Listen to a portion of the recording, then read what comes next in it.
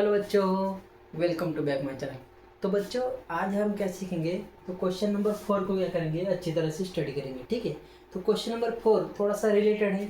बचपन में हमने बहुत बार पत्ते खेले होंगे, उसी पर हमें एक सवाल पूछा गया है। तो चलिए देखते हैं सवाल क्या है।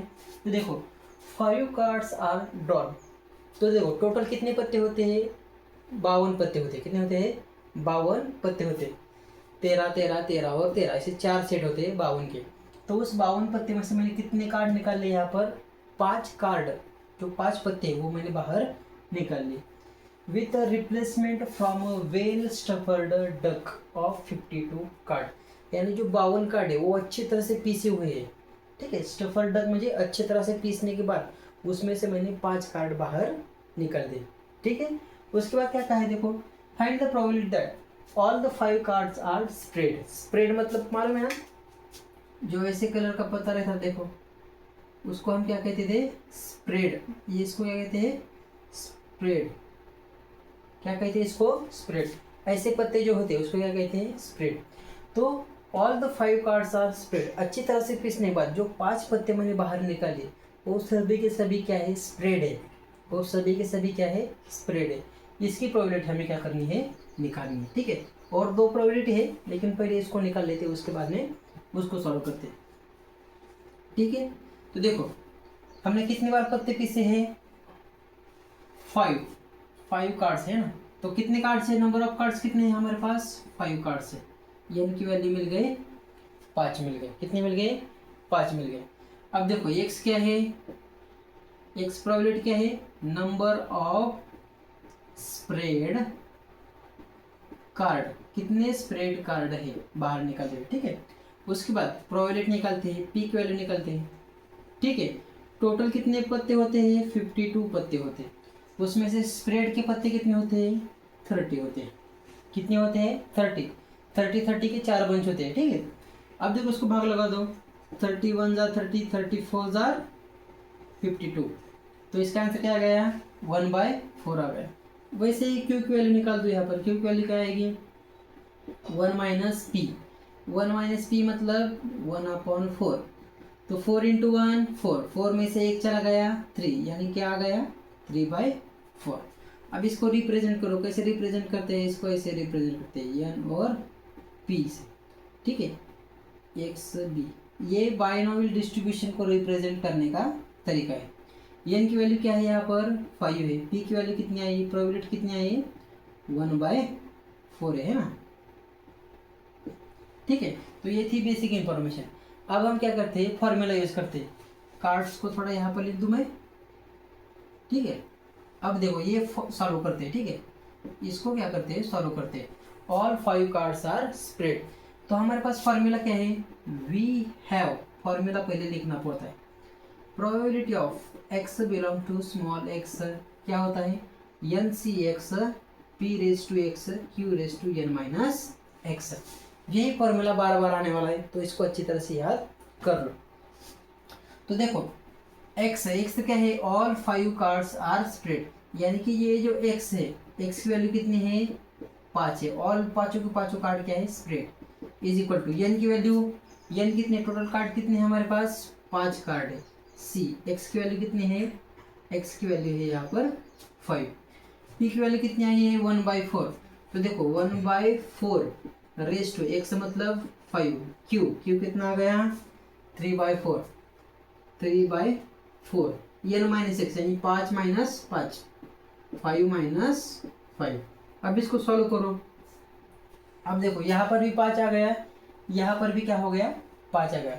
अगर दोनों सेम हो गए तो इसका आंसर क्या आएगा? क्या आएगा इसका आंसर? तो देखो दोनों सेम हो गए तो 5 में से 5 चला गया, कितना आ गया? 0 आ गया। कितना आ गया? 0। दोनों का डिफरेंस 0। तो इसकी वैल्यू क्या आती है? 1 आती है। मैंने बताया था दोनों का डिफरेंस अगर 0 आ गया तो इसकी वैल्यू 1। अब देखो यहाँ पर क्या है? 1 इंटू 1 रेज टू 5। 1 को अगर 5 बार मल्टीप्लाई कर दे तो कितना क्या आता है? 1 ही आता है। और 4 को अगर 5 बार मल्टीप्लाई करें, यानी कि 4 गुणले 4 गुणले 4 इंटू 4 इंटू 4, कितनी बार करना है हमें? 5 बार। तो इसका आंसर क्या आता है? देखो 4 चौक 16, 16 चौक कितना आता है? 64। 64 इंटू फिर से 4, कितना आएगा इसका आंसर? 4 चौक 16 को 7, 4 1 4 को 24 नहीं 25, यानी 256 आएगा। 256 को फिर से कितनी बार किससे गुणना है? 4 से मल्टीप्लाई करना है, तो कितना आएगा? कितना आएगा? 1024 आएगा। यानी 4 को 5 बार मल्टीप्लाई करने के बाद कितना आएगा? 1024। तो ठीक है, इसको ये क्या आंसर आएगा इसका? 1024 आ जाएगा। इंटू 5 - 5 0, समथिंग रेस्ट टू 0 की वैल्यू कितनी आती है? 1 आती है। 1 से मल्टीप्लाई कर दो, 1 से किसी को भी मल्टीप्लाई करने पर कितना आंसर आता है? वही आंसर आता है। कितना आता है?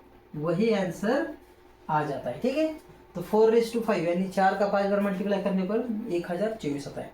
तो ये था उसमें का पहली प्रोबेबिलिटी। जब एक से क्या होगा, ऑल जो 5 कार्ड्स मैंने बाहर निकाले वो सभी के सभी क्या होंगे? स्प्रेड होंगे। ठीक है, तो देखते हैं इसमें का सेकंड वाला भी। अब देखो, ओनली 3 कार्ड्स आर स्प्रेड। अगर अच्छी तरह से मैंने पीसा, उसमें से 5 कार्ड बाहर निकाले, तो उसमें से सिर्फ 3 ही कार्ड कौन से आ गए? स्प्रेड आ गए। तो उसकी क्या प्रोबेबिलिटी होगी? तो उसको हम क्या कर सकते हैं? सॉल्व कर सकते हैं। देखो, probability of x is equal to x की कितनी वैल्यू आ गई? अब यहाँ पर 3 आ गई। फार्मूला है हमारे पास, उसमें वैल्यू पुट करो। n की वैल्यू कितनी है? कितने कार्ड है टोटल? 5 है। x की वैल्यू कितनी है? 3। p की वैल्यू कितनी आ गई? 1/4 रेज टू x मतलब 3। q की value 3/4 raise to n - x है, यानी कि 5 - 3। अब इसको सॉल्व करते जाओ। तो देखो, 5 है, यहाँ पर क्या है? 3 है। तो 5 को कितनी बार कम करो? 3 बार। तो देखो 5 × 4 × 3, और 3 को कम करते जाओ, 3 × 2 × 1। तो इसका आंसर यह होता है। हमेशा याद रखो, 5 को कितनी बार कम किया? 3 बार। 5 4 3, और 3 को 1 तक कम करना है। ठीक है, अब देखो यहाँ पर क्या है? इंटू, यहाँ पर 1/4 रेज टू का है 3 है। 1 का क्यूब कितना होता है? 1, और 4 का क्यूब कितना है? 64 होता है। कितना होता है? 64। अब देखो, 5 में से 3 चला गया, 2 आ गया। यहाँ पर क्या है? 3/4। अब इसको सॉल्व करो। 3 से 3 कट गया, बे दूनी क्या आ गया? यहाँ पर 4 आ गया। तो देखो नीचे 1 रह गया सभी जगह, है कि नहीं? यहाँ पर क्या है? 5 दूनी क्या आ गया? यहाँ पर सिर्फ 10 आ गया। 10 इंटू यहाँ पर क्या है? 1/64 इंटू, अब देखो स्क्वायर करना है। 3 का स्क्वायर कितना आता है? 9 आता है। 4 का स्क्वायर 60 आता है। अब देखो और क्या सवाल हो सकता है क्या? तो देखो इन दोनों को हम किससे भाग लगा सकते हैं? 200, बे पंचे 10, बे 8 16। तो देखो क्या क्या रह गया? 5 × 1 5 डिवाइडेड बाई 64 इंटू यहाँ पर क्या रह गया? 9 डिवाइडेड बाई 8। अब इसको क्या आंसर होता है? यहाँ पर नहीं है, तो सीधा मल्टीप्लीकेशन कर दो। 5 9 कितना होता है? 45, और 64 × 8। तो देखो 64 × 8 कितना आ गया? 8 8 2 50, यानी यहाँ पर क्या आ गया? 500 कितना आ गया? 4 आ गया। ठीक है, 4 चौक 24 को 4 हाथ चले 2, ठीक है ना? 8 संग 48 2 50। तो इसका आंसर क्या आ गया? प्रोबेबिलिटी क्या आ गई? 45/504। समझ में आ गया? जब ऑल 3 कार्ड्स आर क्या हो गए? स्प्रेड हो गए, तो इसका आंसर क्या आता है? 45 डिवाइडेड बाई 504। अब देखो, जब आखिरी वाला रहेगा इसमें का क्या है?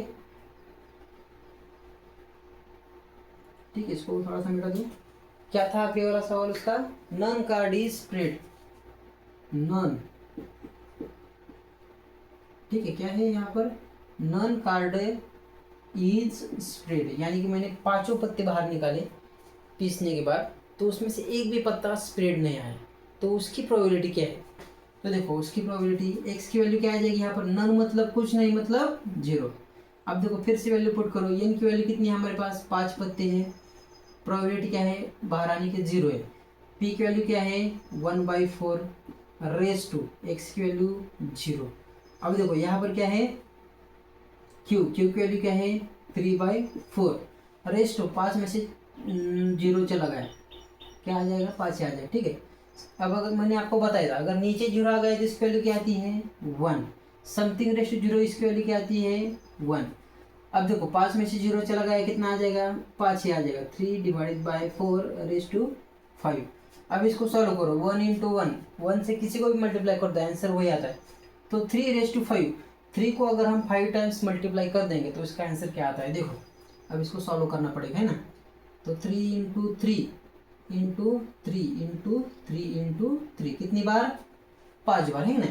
3 3 का 9, 9 3 का 9 × 3 कितना आता है, 27, 27 × 3, तो देखो 7 3 का 21 को 1 हाथ चले 2, 3 3 7 2 8, कितना आता है 81, 81 × 3, 3 1 3, 8 3 का 24, तो इसका आंसर क्या आता है 243 आता है, ठीक है।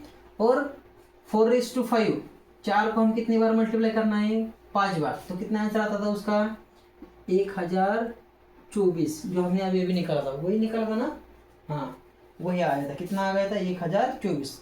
3 को 5 बार मल्टीप्लाई कर दो, 4 को 5 बार मल्टीप्लाई कर दो, तो ये उसका क्या हो जाएगा, आंसर आ जाएगा। तो ये था इसमें का थर्ड वाला, है कि नहीं। तो इस तरह से बच्चों ये थर्ड वाला हमने यहाँ पर क्या कर दिया, क्वेश्चन इसमें का सब क्वेश्चन सॉल्व कर दिया। तो इस तरह से हमारे 4 क्वेश्चन कंप्लीट हो गए, ठीक है। और 8 क्वेश्चन है, उसको भी क्या करते हैं हम अगले वीडियो में एक एक करके सॉल्व करते हैं, ठीक है। पढ़ाई करते रहिए, ऑल द बेस्ट। और ज़्यादा से ज़्यादा क्या करिए, इमेजिन करने की कोशिश करिए, जितना आप इमेजिन करेंगे उतना आपको फटाफट समझ में आ जाएगा, ठीक है। ठीक है, मिलते हैं नेक्स्ट वीडियो में।